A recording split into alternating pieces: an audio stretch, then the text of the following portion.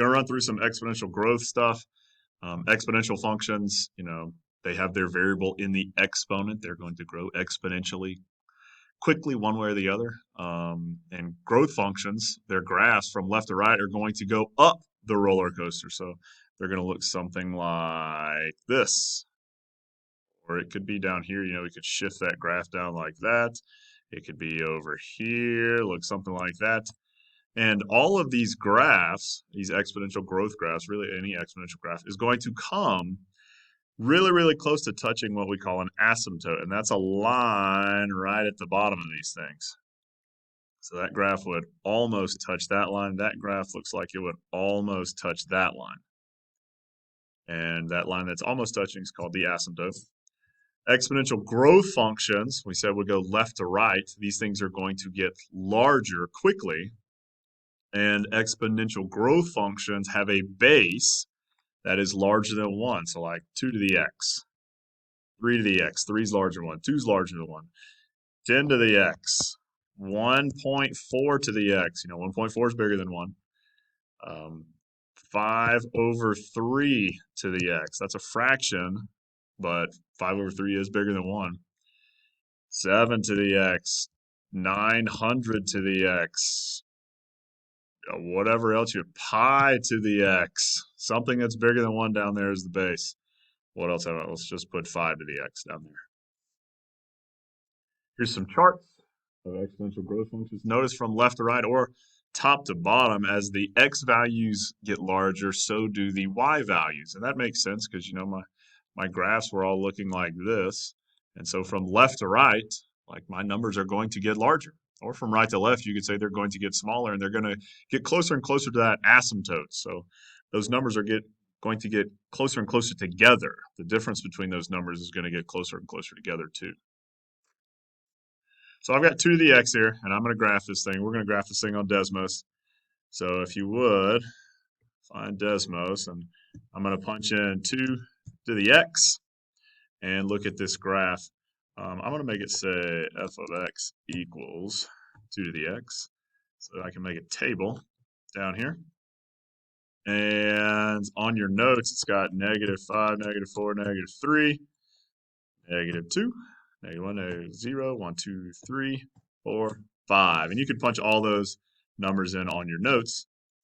And graphically, well, you can sketch this graph too on your notes, but graphically, just looking at this, you can tell, what the asymptote is, what that line is, that y equals line that it's getting really, really close to. It looks like it's getting really, is that thing going to cross right there? Let's zoom in.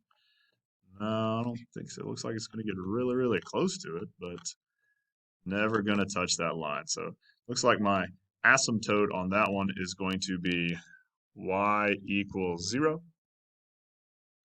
And if I were to plot the points that it gives me, if you plug in 0, looking at this one over here, if you plug in 0 to any of these real basic ones, 2 to the 0 is 1.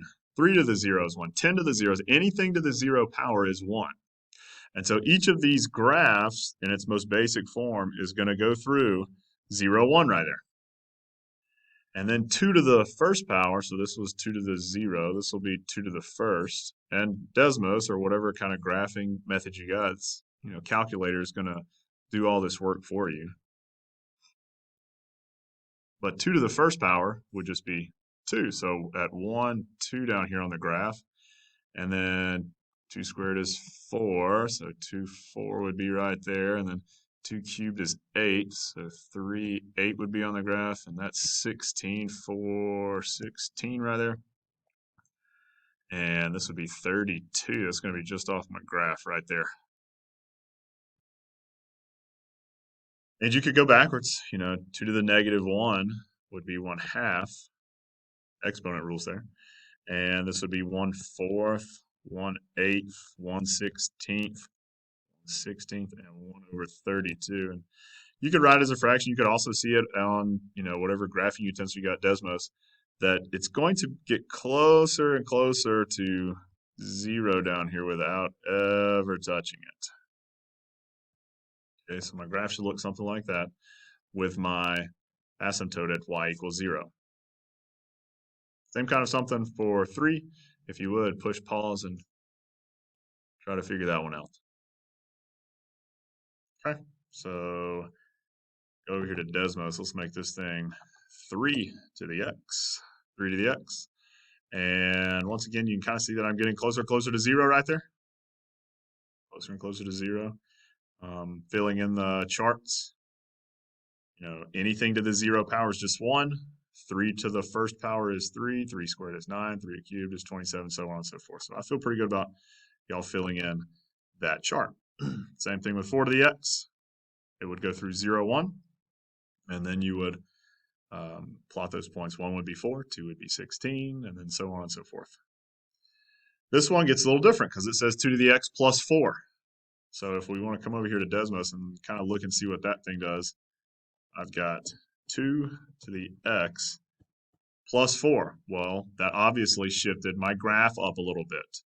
So now my y-intercept has been at right there at 0, 1. Let's put that right here. I got 2 to the x is what it was at. Okay, that's what my parent function 2 to the x was. And it looks like I got shifted up 1, 2, 3, 4. New y-intercept is 0, 5 instead of 0, 1. It looks like every other point got shifted up 4. So where my asymptote had been at y equals 0, now my asymptote is at y equals 4. And so instead of that graph getting really, really close to 0, it's going to be getting really, really close to 4. And every one of those points will be shifted up 4 units. So where I was going through 0, 1, now I'm going to go through 0, 5. I can come back over here. And look, 0, 1's now at 0, 5. 1 was at 2, so now it's at 6.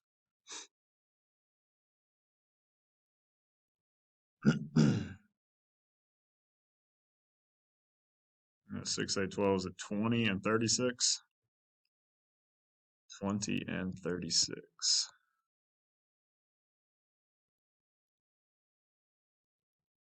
Okay. And if you look on the left side, look back at this. So at -1, 4.5, 4.25, 4.125. And we're just going to keep getting closer and closer to 4 the further we get. These decimals are getting smaller and smaller, getting closer and closer to 4. So if you would, fill in a few of those decimals over there, and that'll just confirm that my asymptote is getting closer and closer to 4. So let's plug it. So I got 1, 6, that's right there, and 2, 8 would be right there. 3, 12 would be right there. 4, 20 would be right there, and 5, 36, once again, is going to be off the graph. And then I'm getting closer and closer to 0. My graph is a little wavy over there. Don't make yours wavy. Make yours nice and smooth over there. Same thing with 10. Normally my asymptote is going to be at 0 right there, y equals 0. But if I'm shifting the graph up 10 units, that means my asymptote is going to be at 10. That means my y-intercept is going to be 1 above that asymptote, which would be at 11. The asymptote's at 10 now. And quick sketch, this is not completely correct, whatever, but it's going to look something like that. Okay, y-intercept's right there. It's going to get closer and closer to y equals 10. This one's a little different. Instead of 2 to the x would have the asymptote at y equals 0, everything got shifted up 6. So now the asymptote is at y equals 6. And then my y-intercept is 1 above that. So my graph is going to look something like that. This one has a -6. So instead of going, up 8 or up 10 or whatever we've been doing here, I'm going to go down 6. Normally 2 to the x would have an asymptote right there. Not this time. We're going to shift it down 6. So now the asymptote is right there. The y-intercept is 1 above that. That's going to be at -5. So 0, -5 is where I would start at. The asymptote now is at y equals -6. You can punch all these into Desmos to get your accurate graph, but that's what we're looking at, something like that.